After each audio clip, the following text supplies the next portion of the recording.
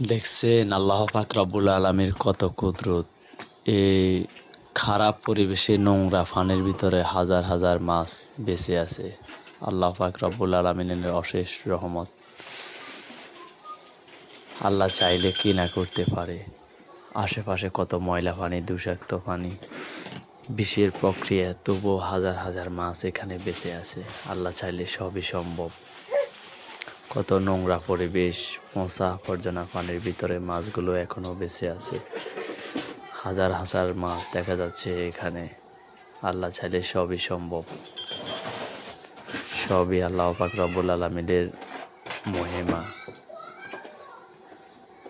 দেখছেন শত শত মাছ ভাসতেছে এখানে। পানিগুলো অবশ্যই অনেক নোংরা, তবুও মাছ আছে। সবই আল্লাহ পাক রব্বুল আলামিনের কুদরত।